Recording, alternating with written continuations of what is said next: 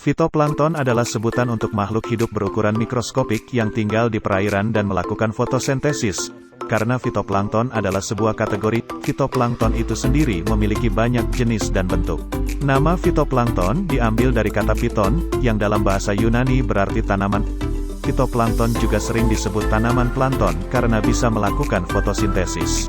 Beberapa hal yang disebut sebagai fitoplankton adalah bakteri kecil, protista, dan tumbuhan bersel satu. Karena mereka perlu berfotosintesis, fitoplankton umumnya tinggal di perairan dangkal.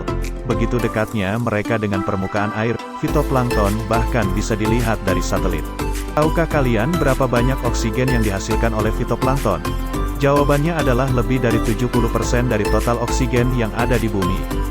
Jadi, fitoplankton adalah penghasil oksigen paling besar di bumi. Sayangnya, para ilmuwan belum bisa mengetahui angka total oksigen yang dihasilkan oleh fitoplankton. Para ilmuwan hanya bisa menghitung rata-rata jumlah oksigen yang dihasilkan oleh satu fitoplankton. Para ilmuwan kesulitan menghitung karena jumlah fitoplankton di lautan selalu berubah. Kadang mereka hanya mengambang di permukaan, tapi terkadang mereka bisa memenuhi lautan.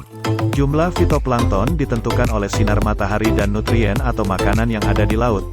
Semakin banyak nutrien dan sinar matahari, maka semakin cepat fitoplankton berkembang biak.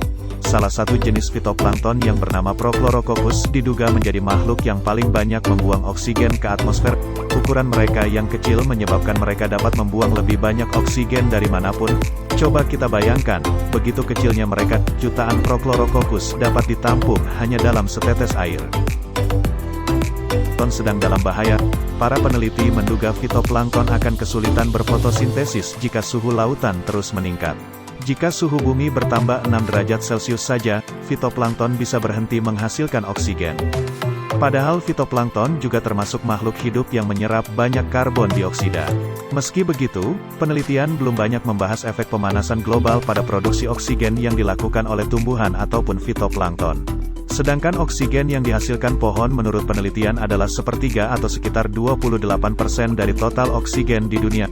Oksigen ini dihasilkan oleh hutan-hutan hujan yang ada di seluruh dunia.